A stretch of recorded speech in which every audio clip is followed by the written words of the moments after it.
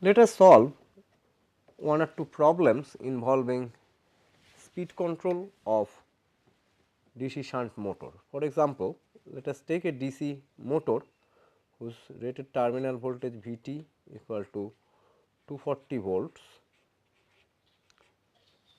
the armature resistance equal to 0.04 ohm, the intrinsic field resistance without any additional external resistance Rf equal to 100 ohm. This motor runs at a speed of n equal to 1200 rpm while taking a load current of 200 ampere from the supply. Suppose we want to increase the speed to 1500 rpm. How much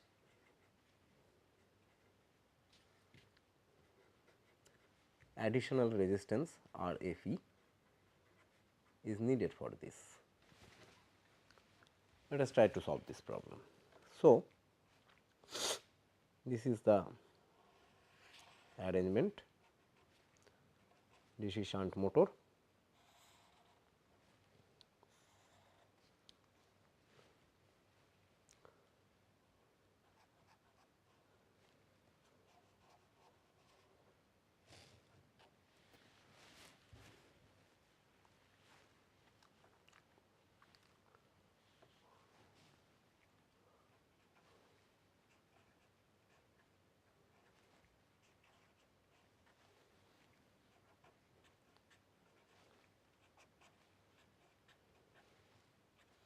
This IL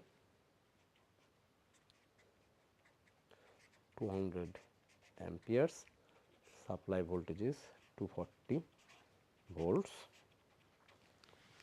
Therefore, IF equal to 240 volts by 100 ohm equal to 2.4 ampere. IA equal to IL minus IF equal to 200 minus 2.4 equal to 197.6 amperes.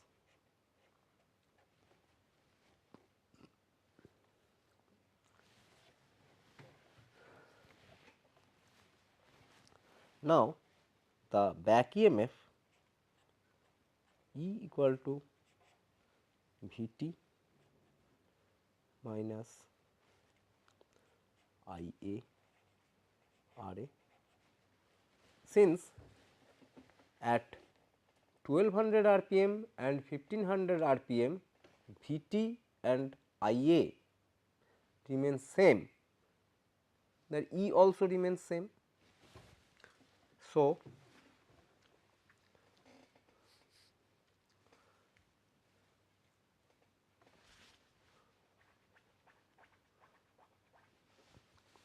this E comes to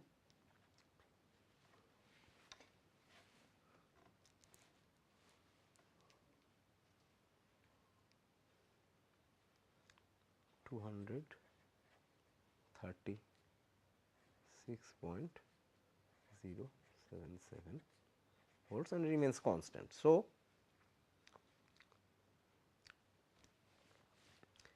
but E at 1200 rpm divided by E at 1500 rpm is equal to field flux at 1200 rpm into by field flux at 1500 rpm divided by 1200 by 1500, but we know that these two E are same. So, this is equal to 1. Hence,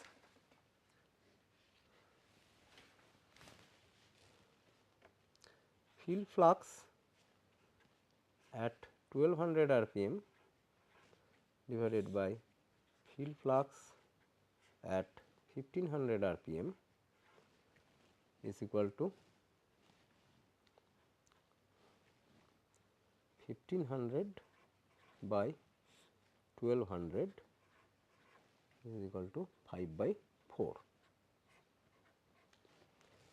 But field flux is proportional assuming linear magnetic circuit. So, field current at 1200 rpm and field current at 1500 rpm, this should be equal to 5 by 4, but field currents are inversely proportional to the field resistance with constant supply voltage. So, this is also equal to total field circuit resistance at 1500 rpm divided by field circuit resistance at 1200 rpm, but we know at 1200 rpm no additional field resistance has been included. So, Rf 1200 equal to 100 ohm, hence Rf at 1500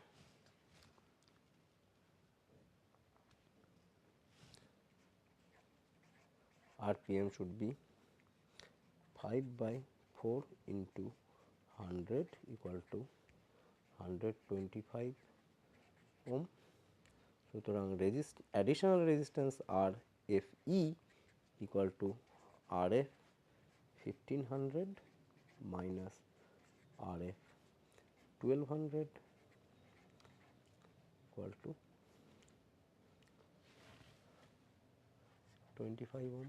So, we need to insert a 25 ohm resistance in the field circuit in order to increase the speed from 1200 rpm to 1500 rpm, while the load current drawn by the motor is 200 ampere. Now, suppose the load current reduces to 100 ampere, what happens to the speed with this additional resistance in circuit? So, at IL equal to 200 amperes, E is equal to V t minus I A R A, I A equal to 197.6 amperes, I F equal to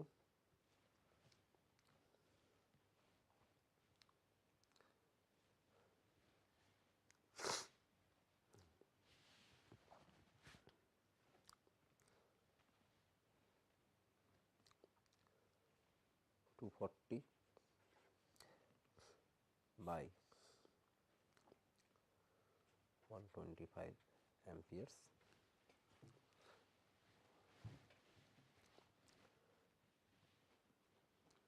minus, so I A equal to 200 minus 240 by 125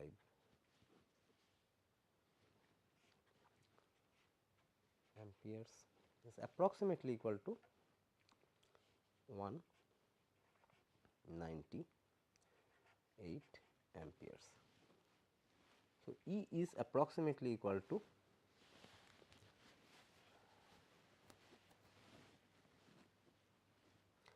197.6 volts.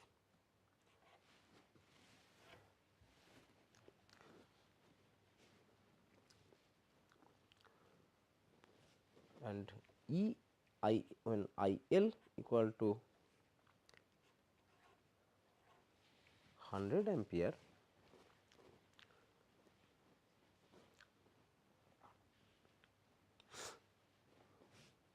E is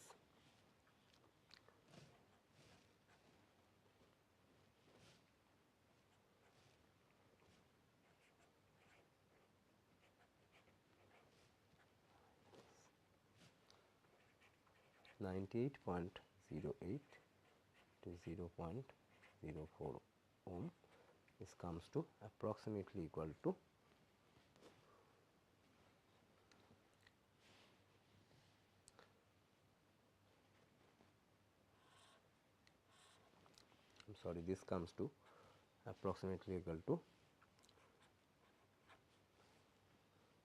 232 volts.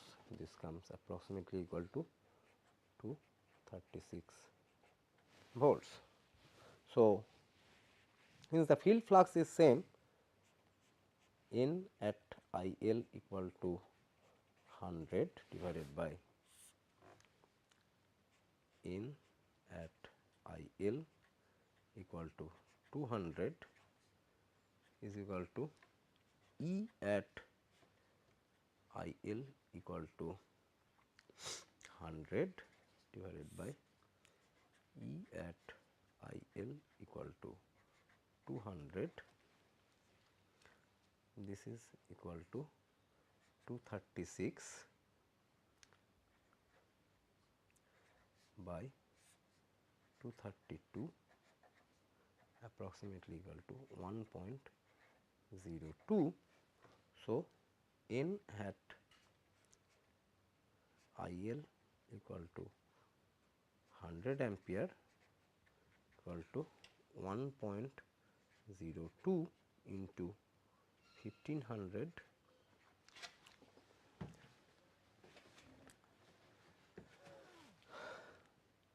approximately equal to 1530 RPM.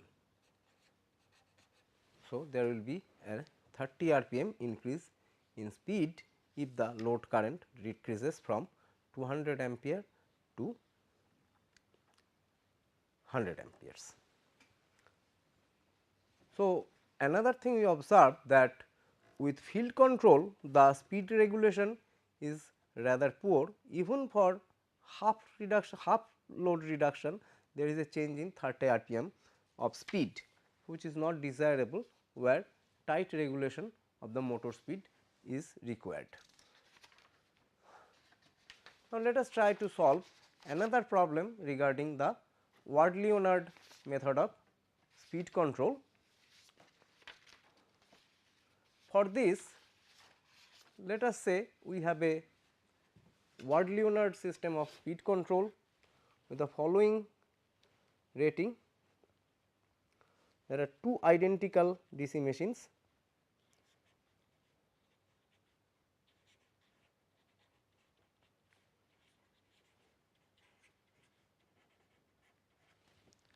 Both are the following rating, V T equal to 230 volts. The power rating is 4.5 kilowatt, rated speed is 1500 RPM. The armature resistance of both machines are 0.5 ohm.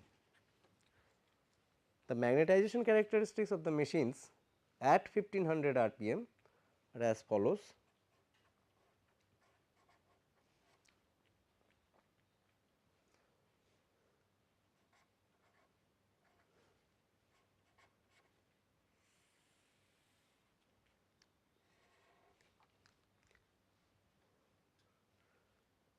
At no field current there is a residual voltage of 45 volts, 0.2 ampere there is 110 volts, 0.3 amperes 148 volts, 0.4 amperes 175 volts, 0.5 amperes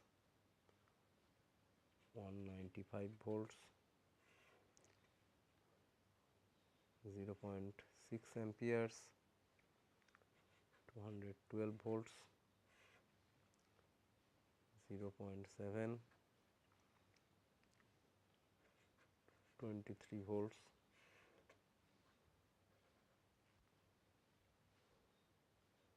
0.8 to 30 volts, and 1.0 to 41 volts.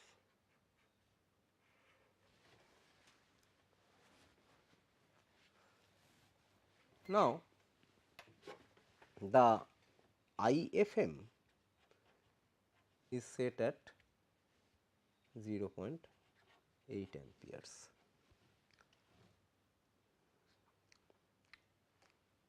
The motor speed has to be changed between 300 rpm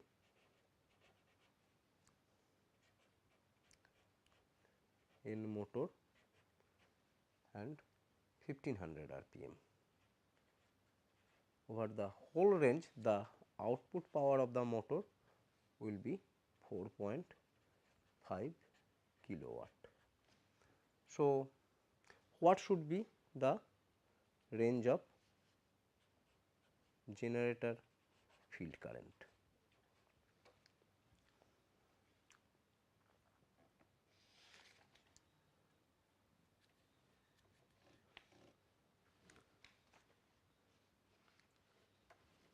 So, from this data, when IFM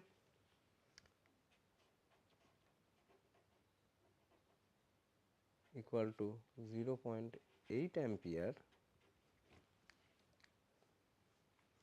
the induced voltage, induced E of the motor is from the OCC data, it is 230 volts.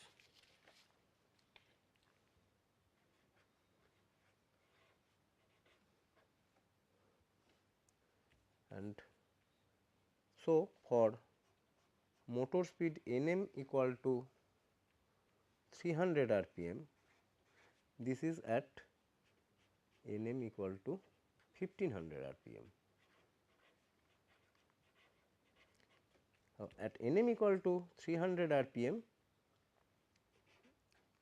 Em at 300 rpm will be 300 by 1500 into 230 equal to 46 volts. The power output Pm at 300 rpm equal to 4500 watts. So, this is equal to Em at 300 rpm multiplied by Ia at 300 rpm. So, Ia at 300 rpm is 4500 by 46, which is equal to 97.8 amperes. So, what is the generator voltage? Eg equal to E of motor plus drop across both the armature resistance of the motor and the generator. So, 2 times R A I A, this comes to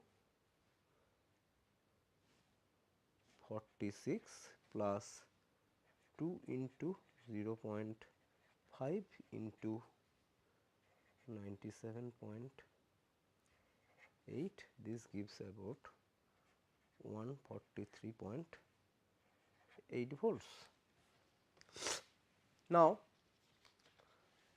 from the magnetization data we see that at 0.2 ampere of field current, the generated voltage is 110 volt, and at 0.3 it is 148 volts. So, in order to generate a voltage of 143.8 volts, somewhere close to 0.3 ampere of field current will be required, and this can be found by interpolation. So, the field current required I f g will be equal to, it will be less than 0.3 ampere minus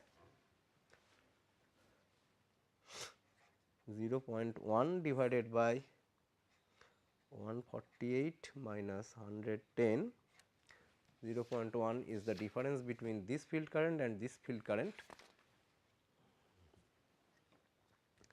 into 148 minus 143.8, this is equal to 0.29 amperes. Similarly, for Nm equal to 1500 rpm,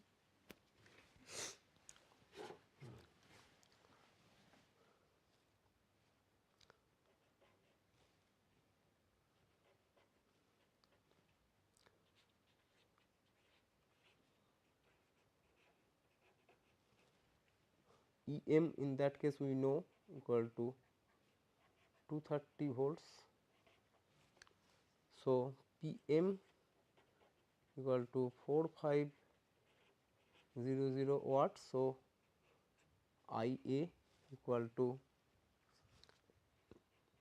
4500 by 230 equal to 19.6 amperes.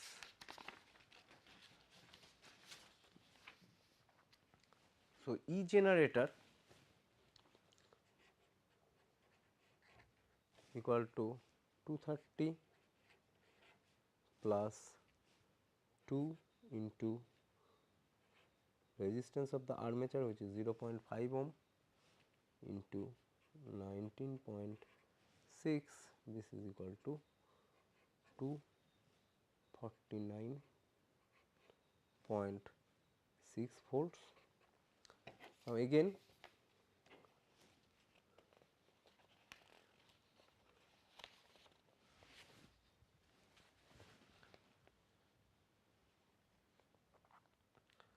from the magnetization characteristics we find I f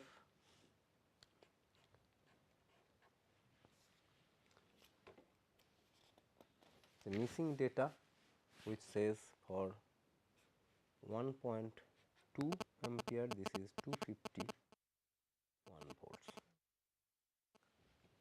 So, point minus 0.2 divided by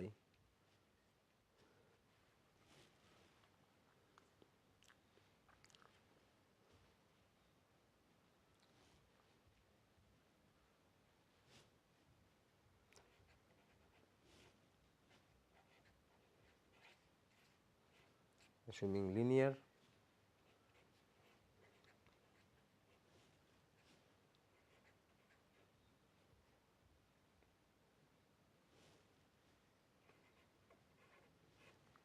this is equal to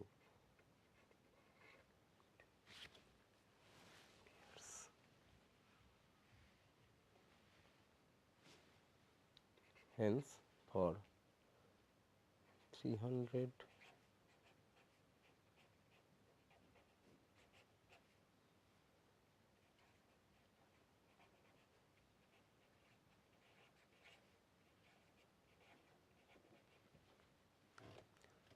IFG will vary in the range 0.29 to 1.18 ampere. So, this is how we can calculate the field current required from the generator of a Wortley-Unit system for controlling the speed of the motor over a given range. So far, we have concerned ourselves with starting and speed control of a DC shunt motor. However, the stopping of the motor is also equally important. So, let us see a few cases where this stopping becomes controlled stopping becomes very important. Let us go back to the situation of the lift or elevator drive, where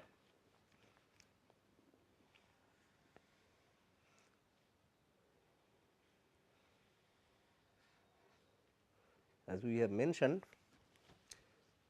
that is this elevator cage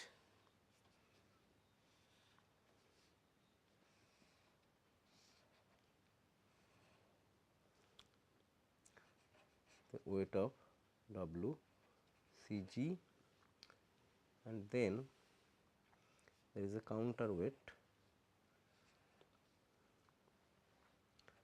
of W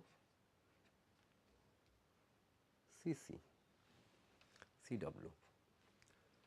In order to lift the cage, this is omega for upward motion and this is omega for downward motion. So, the motor shaft needs to rotate in two different directions. Now, let us see what happens under different operating scenario.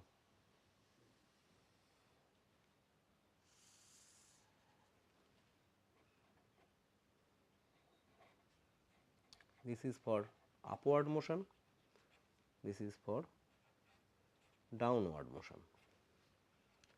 Suppose the cage is full, so that WCG is larger than WC and we want to lift the cage. In that case, we have seen that the torque speed characteristics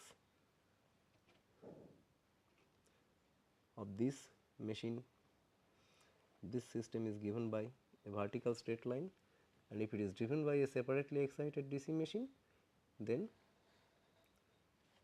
somewhere here the operating speed will be. However, as the destination approaches, it is necessary to stop the machine, but there was already some speed of the motor and speed of the system. So, the stored kinetic energy has to be dissipated. So, it is necessary to apply certain braking torque, so that the motor speed comes to standstill, that is for some time the motor should be allowed to decelerate. This is achieved by what is called dynamic braking, in which case the terminal voltage of the motor is made 0 and the additional resistance is inserted. Hence, the motor characteristics becomes somewhat like this,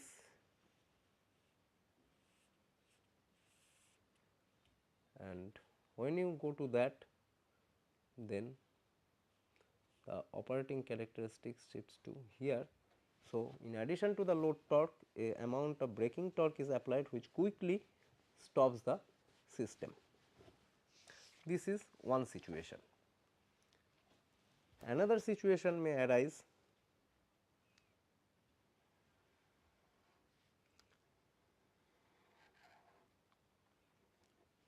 where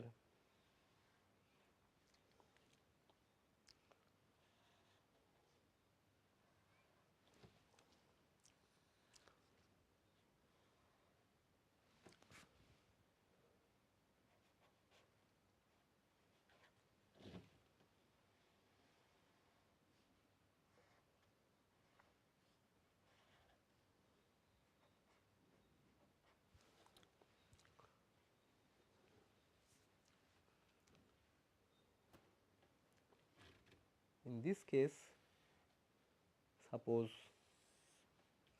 I am trying to lift a empty cage. Previously I was lifting a full cage, now I am trying to lift a empty cage. Now since now WCG is much lower than WCW, the torque speed characteristics of the load will now shift to, will become negative, will go in this direction. Now the same motor torque speed characteristic is the same applied voltage, it will remain the same. Now we see that the operating point shifts to second quadrant, that is the motor. Now machine now acts as a generator and produces generating mode torque. The machine runs at a speed somewhat higher than its no load speed and feeds power back to the supply. This is called the regenerative braking mode of operation.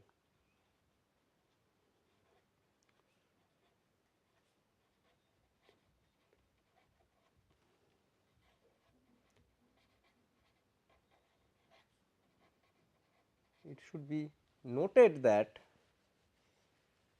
the regenerative machine mode of braking, the motor will normally run at a speed higher than the rated no load speed. Hence, it is not possible for the regenerative braking mode of operation to bring the motor to a standstill. It will continue to run at a speed higher than the rated no load speed until and unless of course, an arrangement is made to bring the applied armature voltage, reduce the applied armature voltage gradually to 0, in which case even regenerative braking method can be used for stopping the system. A third situation will arise.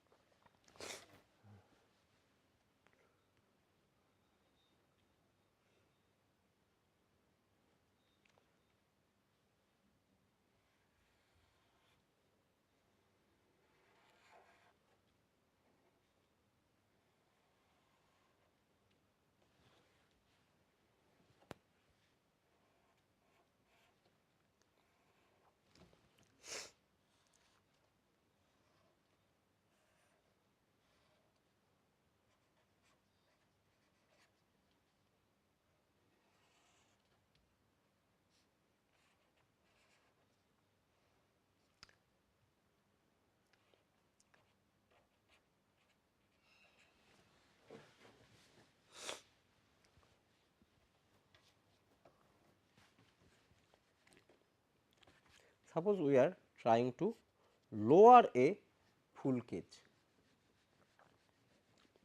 The direction of rotation will now be this.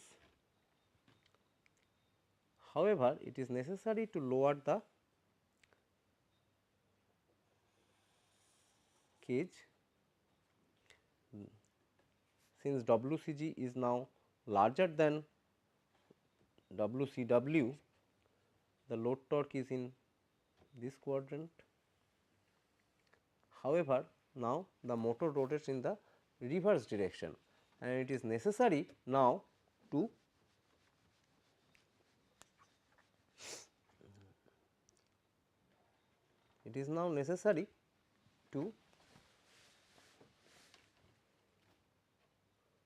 control the speed, in which case what we do?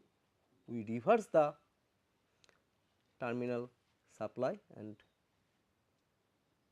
make the motor operate in this fashion. So, this becomes the supply voltage. So, there are different methods of braking a DC shunt generator, in which one case we found that this is called the regenerative braking.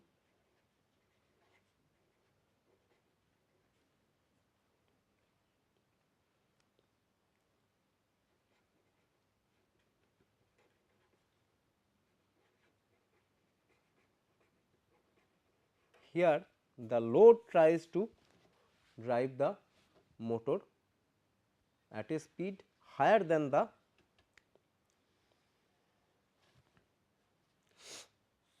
no load speed, this is motoring,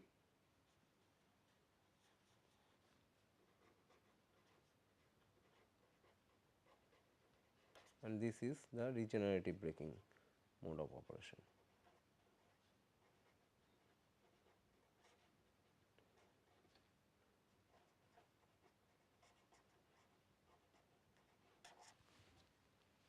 At a speed higher than the rated no load speed of the machine.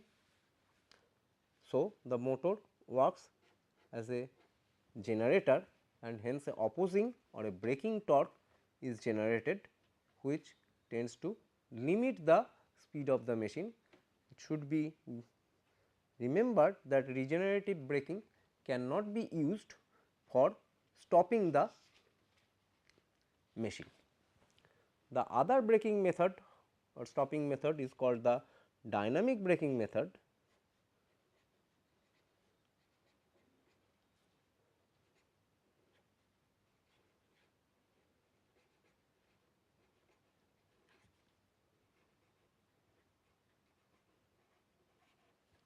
In this case,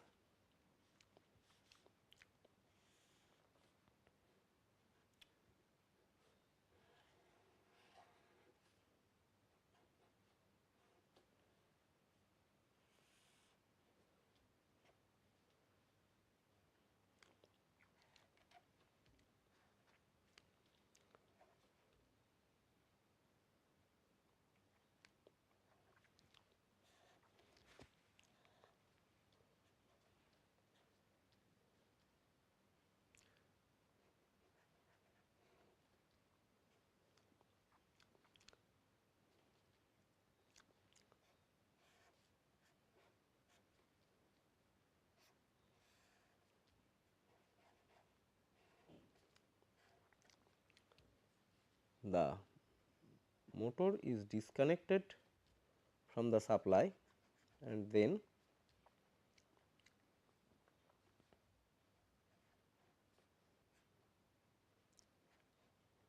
connected to an external braking resistance. So, again the motor acts as a generator, and the kinetic energy stored in the motor and load system is dissipated in this resistance.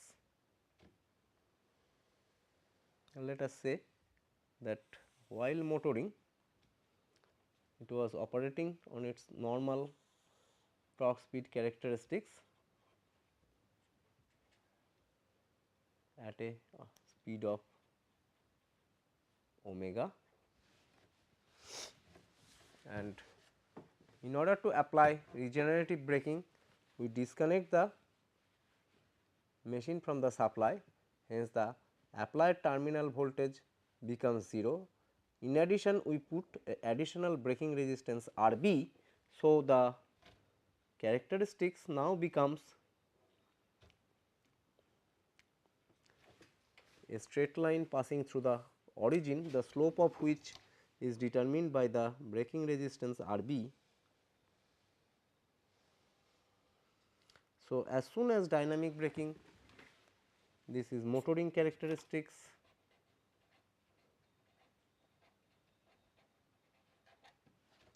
this is dynamic braking characteristics.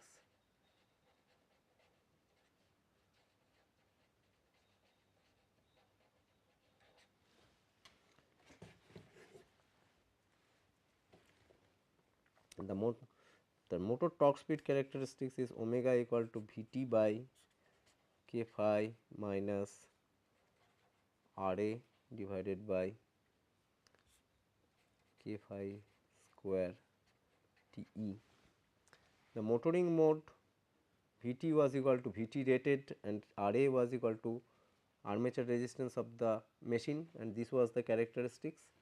During regenerative braking, V t is made 0, then the characteristics becomes minus R A plus an additional resistance R B is added, R B by k phi square T E. So, as the speed goes down, or in other words, the torque generated by the machine becomes minus k phi square by R A plus R B into omega. So, as soon as regenerative braking is applied,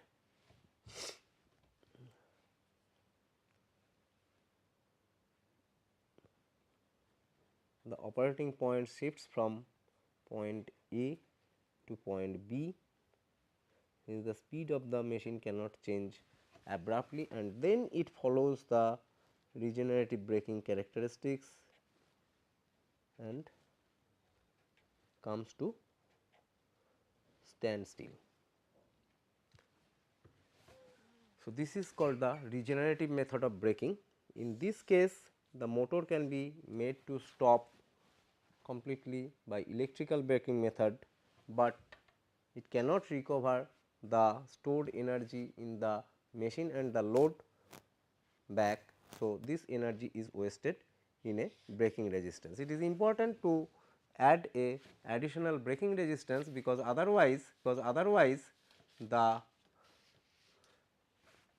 current during regenerative braking can be very large, as much as the almost the starting current with direct online starting, which is not desirable.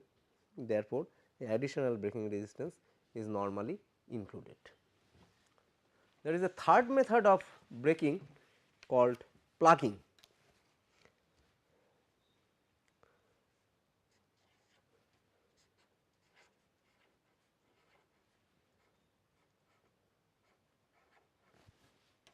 In this case, what we do,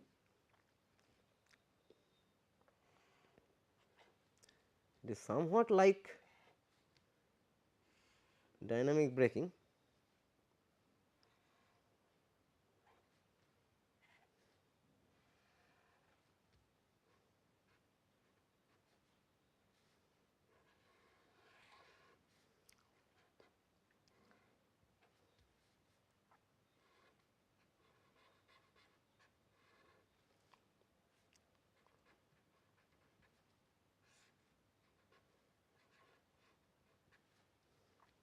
But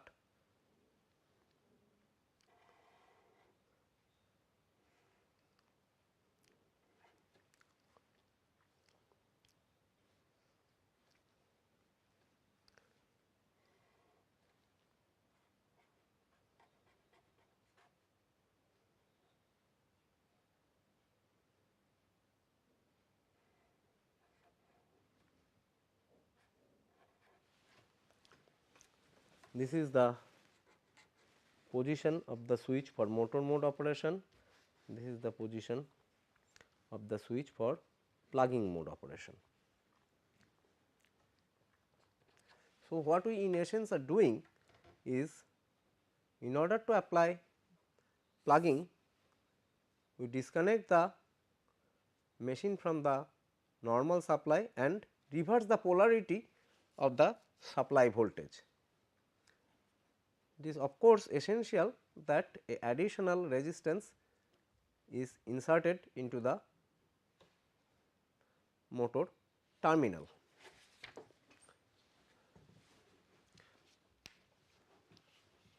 So, what will be the characteristics?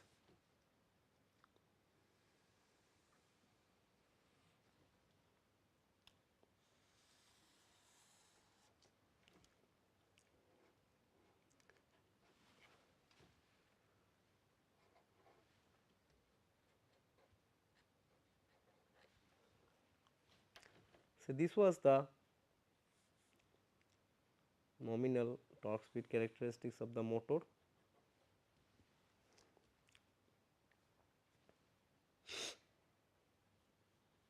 And suppose it was operating at the speed of omega 1. When we apply plugging, the polarity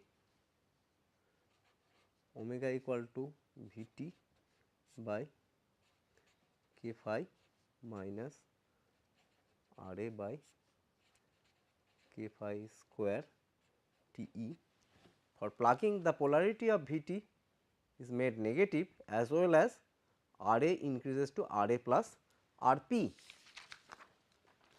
So,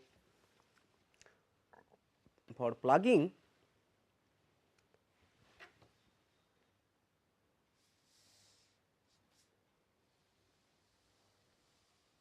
the characteristics become somewhat like this.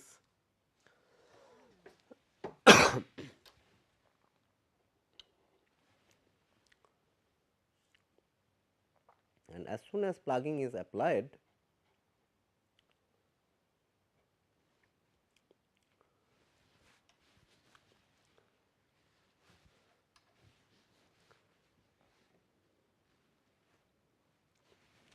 the operating point shifts to omega 2 and then follows the, this is the motoring mode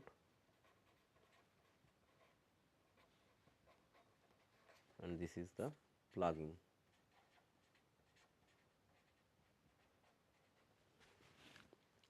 And then follows the characteristics during plugging to come to 0 speed. However, it is to be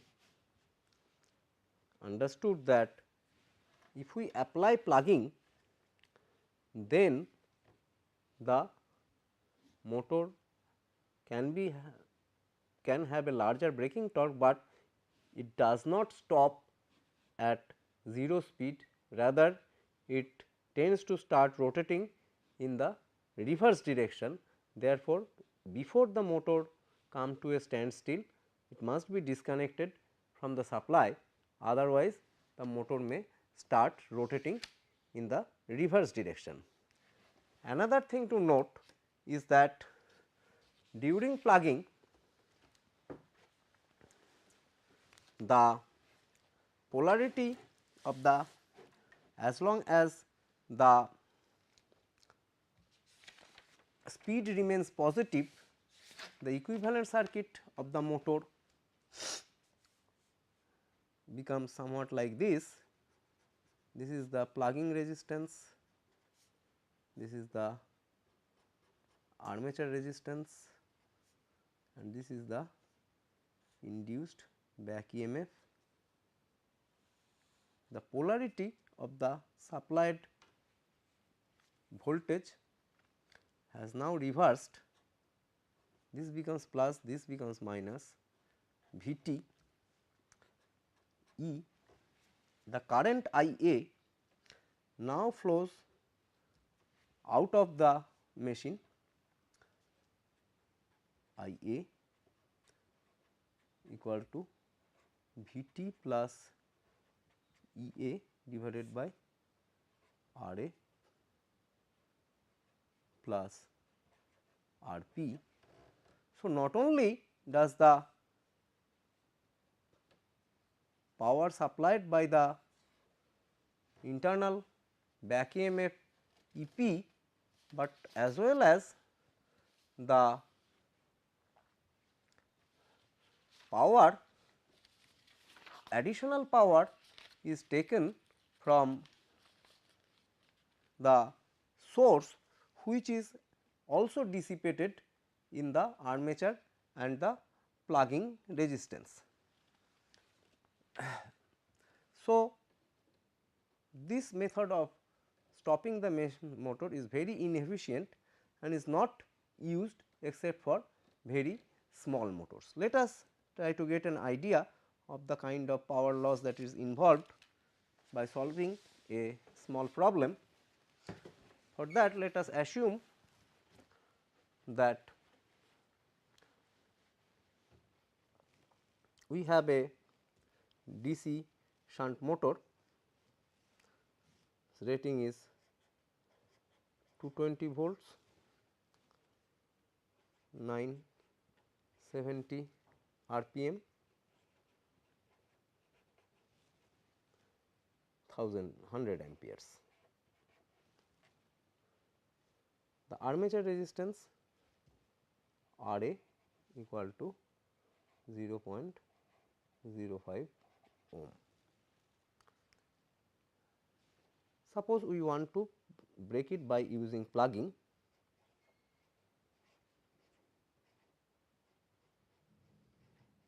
from a initial RPM of 1000 RPM.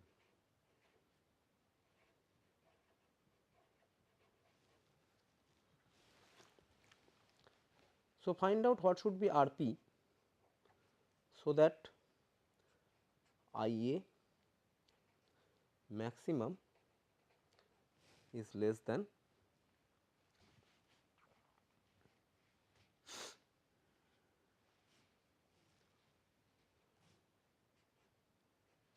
2 times the rated armature current, hence it is less than 200 amperes.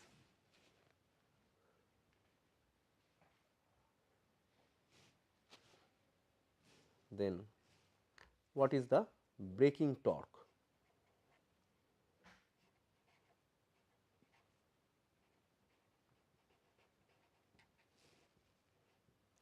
And what is the torque at 0 speed?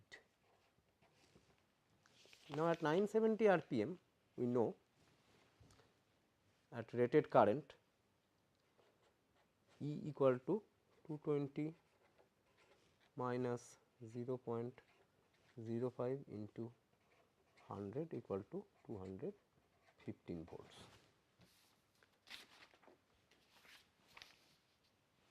So, at 1000 RPM,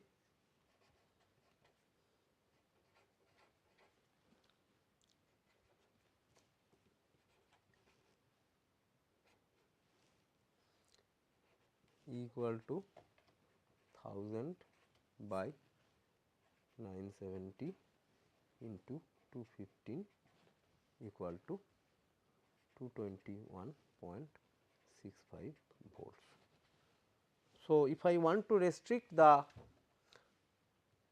current to 200 ampere, then RP plus RA equal to E plus V divided by IA, this is equal to 221.65 plus 220 by 200, this is equal to 2.21 ohm. Hence, RP will be 1.16 ohm. The braking torque TE plugging equal to E into IA by omega, this comes to 423.3 Newton meter. So, very large torque. At 0 speed, E equal to 0. So, IA equal to V divided by RP plus RA, this comes to 99.55 amperes, and since T is proportional to IA, TE at 0 will be equal to 423.3 into 99.55 by 200, this comes to 210.7 Newton meter. So, we see even at start there is a very large torque, and there will be a tendency of the motor to start rotating in the reverse direction. Hence, the motor must be disconnected before the speed comes to 0. Thank you.